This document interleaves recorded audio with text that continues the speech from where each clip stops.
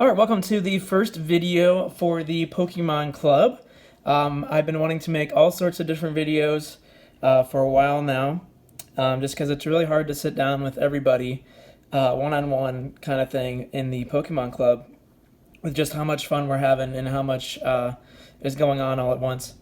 So I wanted to teach you guys today what is going on with Pokemon cards and what all the symbols and everything mean. There's all sorts of stuff packed into a little piece of cardboard that is a Pokemon card. So for today's example, I'm going to use Machoke to start us off. So that is a Machoke card.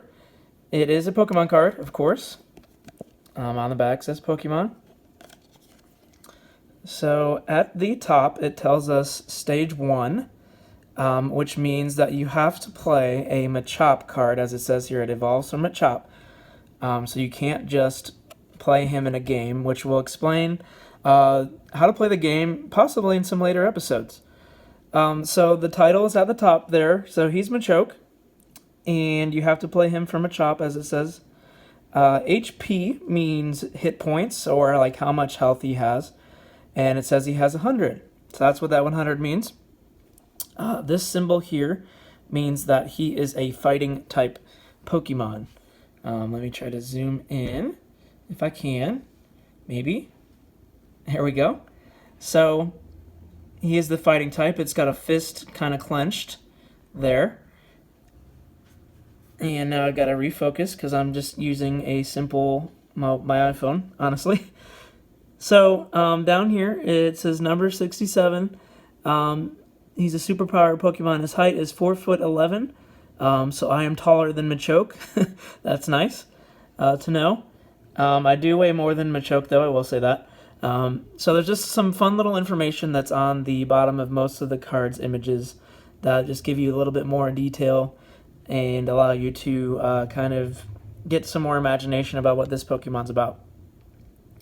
Now, some cards have this red ability. You want to put those in your deck as much as possible that can help you out, just because they automatically give you some sort of help. So for instance, this one says its ability is Daunting Pose. So prevent all damage done to your benched Pokemon by your opponent's attacks. Your opponent's attacks and abilities can't put damage counters on your benched Pokemon. So he protects everybody that is in the bench, which we'll explain all that in later episodes. Alright guys, we interrupt this broadcast to give out a giveaway. If you use Pokemon Online, trading card game online, there's code cards that come with the packs that you can unlock digital cards from. So whoever uses this code first, gets it, of course. So if you, I'm going to turn it around here in a second. If you enter the card and it works, you were the first one to get it. So here it is. You can go ahead and pause the video if you need to write down the code. But there you go. Enjoy. Like I said, depending on how many we end up making here. His attack is Cross Chop, which says flip a coin. If heads, this attack does 30 more damage. So normally it would do 30. If you hit tails, you're only doing 30. If you flip a coin for heads, you're doing 60. So not bad. But this says right here it has two symbols, fighting symbols here. That is your energy for how you must play the attack. So we'll get into that, like I said, later with some other videos. So down here, his weakness is Psychic. So if you have a Psychic card against him, he will unfortunately take double the amount of damage. So let's say, well, I don't have, we'll use this. So Icy Snow, let's say if Alolan Vulpix, was a Psychic, which it's not, it would be doing 40 instead of 20 for its attack. So a little bit of a disadvantage, but that's where things get fun. So there is no resistances. Let me see if I can find a card with resistance to give an example. Let me see here. So, of course, I don't in my pile that I have for examples. But if there's resistances, it usually says like -10 or -20. So you'll subtract whatever you do to someone that has resistance. So that's what that's there. That's part of all the game. Now, if we look at the cross, it says retreat. That's all part of the game. You have to sacrifice three energies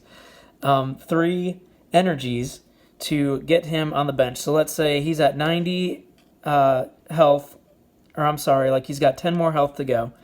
You feel like he's going to get knocked out. You want to pull him out so that your opponent doesn't get the knockout. You need to have 3 to remove him. So that's kind of high, which kind of stinks. So let's talk about, let me try to zoom in here, maybe. Oh gosh, I can't really zoom in very far. There we go. So at the bottom here, it tells us who illustrated it, which is kind of cool. So I'm not even going to try to attempt to pronounce that name. So what the heck is this symbol here? That symbol shows you that it is a part of a set. So each set has a different symbol. So this shows that they are actually from the same set. They have the same symbol at the bottom there. This one, for example, has a different symbol. So that means it's from a different set.